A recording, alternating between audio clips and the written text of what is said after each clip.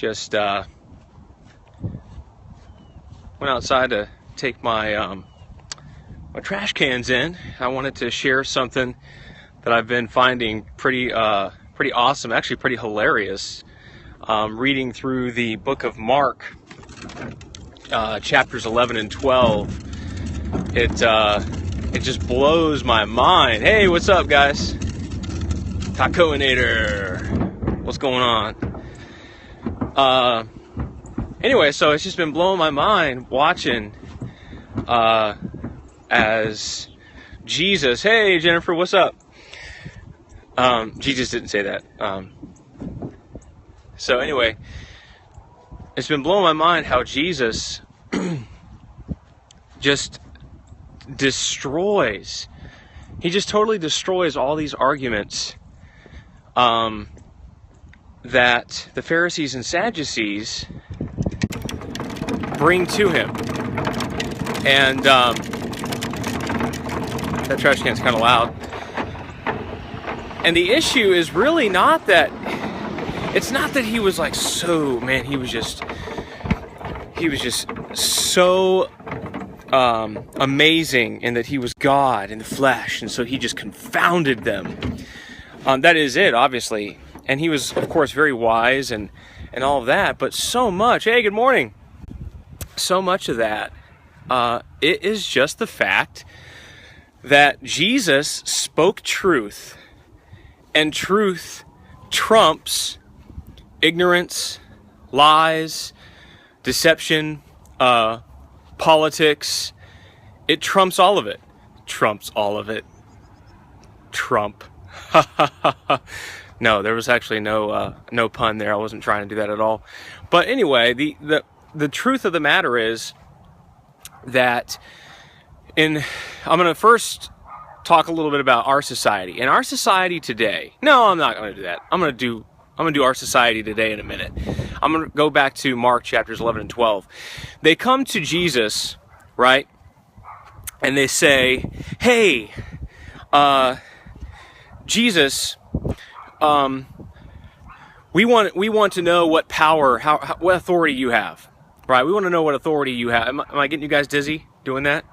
Oh, we want to know what authority you have to do this. What authority do you have to be speaking these things, saying these things, and all this stuff?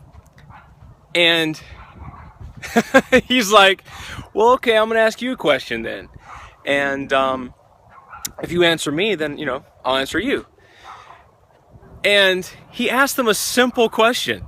Hey, the teaching of John, was it from God or was it from men? Now, I want you to look at how if you and I had a question posed to us like that, we could say, well, we're not really sure, or it's clearly God, or no, we don't believe that junk, or whatever, right? But no, I know, right? In our society today, look at our society today. If somebody throws a question out there to some politician or some news anchor or whatever, they're going to quickly go through their mind and think of all the different people they might offend, or how does this line up with all the other lies I've told, right? And they're going to come together and think about how to answer this question, right, in their mind, and give you some answer that it's not even an answer. And we see this all the time. Why? Because people are full of deceit, deception, lies, and truth trumps all that stuff. It destroys all of that stuff. And so when he asks a simple question, they have to go back to the drawing board and be like, okay, wait a minute. If we say God, then he's going to ask us, why didn't you believe it? And then we're going to be in real trouble. But if we say men, then all these people that, we kind of want to be following us, they're not going to like us because they really like John. Think about it. Is that what the normal person does when they're posed a simple question? No. How ridiculous. When you're posed a simple question, you just think about what the right answer is, at least what you think. You may be totally wrong, but at least what you think the answer is. That's generally what I try to do when I'm asked a question, right? And so they didn't even consider, think about it, they didn't even consider, well, what do we believe? They just said, well, if we answer this way, it's like this. If we answer this way, it's like this. Of course, they said, well, we can't answer. And he said, well, okay, fine, I'm not going to answer you. And then they proceed to ask him a bunch of questions, and you see the difference. You see the difference. Oh yeah, okay, fine, Jesus, we're gonna get you. We're gonna trap you. But they made the mistake of thinking he was a political, religious, fake facade like them, and that's not the case. Jesus was pure truth, and so when they asked him questions, he gave them straight answers. Well, what do you say about paying taxes, huh? What do you say about that? And they're like, I can just see them high-fiving each other. Yeah, that was a good one, bro. You got him. You got him. He's done. And what does he say? He says, well, give Caesar what's due Caesar's, what's due to Caesar, and give God what's due to God. And they're going, oh, man, come on. We never thought about that. We thought we were going to get you. Oh, okay, well, let's pretend, Jesus, there was all these brothers, and they, the first brother married this lady, and then he died, and then the next brother married her, and then he died, and over and over and over, I think there were 7 or whatever, right? And, hypothetical situation. And again, they're like, we got him now, there's no resurrection, this is nonsense. And then he says, well, actually, I love the way he says it. He's like, well, actually, you guys are wrong. The way you're thinking about this is completely incorrect. So first he slaps them down because their ignorance and their misunderstanding. Yeah, exactly. Plot twist. And then what's he do? He says, here's the truth. The truth of the matter is that they are not like us in the resurrection. And so, again, truth trumps lies every time. Truth is greater than lies. This is why, and yes, I am. I'm not trying to be political. What does that even mean, right? Yes, I am. This is why we are seeing such a backlash. Now, you can watch fake news like CNN and NBC and these nonsense places, but if you have even a modicum, even a slight sliver, just one brain cell of the billions that you might have, I don't know how many brain cells people have, but there's a lot, and you have just one that says, you know what, I want to actually think for myself a little bit. You can see that people twist things. They'll even tell the truth, but the way they say it is to make you think a certain way. And it's like, what? Just give the truth and let people make their own decision. But this is why in society right now, at least where I am in Western society in America, there's such a backlash against, look at the approval numbers of like most of the big news stations. Look at the approval numbers of right now the party that's in disarray. All politicians, I think a lot of them are there's just a lot of lying and deceit and politicking that goes on. But there's a party that is much more along those lines. I'll say they have many more things that they believe in that are unprincipled and immoral. You can make your decision which of the two parties in our system you think that is, but there is one that is they have many more things that are anti-God that they push, they trump, they go after. Maybe they don't trump, they just go after it. And people are starting to wake up and see the lies. They're seeing, hey, wait a minute, all these things you've been telling us for 8 years, for decades, they aren't true. They don't happen. When this is in society, society's not better. You promised us it was going to be better. And people are starting to wake up and see that. In this last election, we saw, everybody was saying, all the news folks, even people who are supposedly unbiased polls, everybody is saying that Hillary Clinton's going to win. Hillary's going to win. Hillary's going to win. Oh, it's a done deal. And she didn't win. And do we go back? Do we go back and say, well, we're not going to listen to those jokers anymore? Do we? Or do we say, well, it's because of this or that? No, maybe it's because the people are starting to wake up and see we're tired of the double talk. That's right. They have contradicting beliefs are a sign of of a problem. Also beliefs that don't stand up under scrutiny, simple questions. Why? Because truth has a way of seeping to the surface. Maybe it takes a generation. Sometimes a whole generation is caught up in lies, but the next generation starts asking those questions that the generation before wasn't really asking. This is why I am not opposed to, I have to say this carefully. I'm not opposed to the sincere thought process behind, say, an atheist or a pantheist or an agnostic. I am completely not opposed. I think people should ask those questions. I think people should say, well, hey, if there's a God, what about this? Or hey, if there's a loving God, what about that? Or I think those questions should be asked, because I don't think people should just be stupid and just believe something just because mom and dad did, or just because, it makes me feel better at night or whatever. I am opposed to, again, the untruths behind a lot of the kind of what they call the new atheist movement. There's just so many lies that they tell people. This is fact. And they go into a classroom with a bunch of kids who are many times, in high school or in somewhere like college. Hey baby, love you. Have a good day.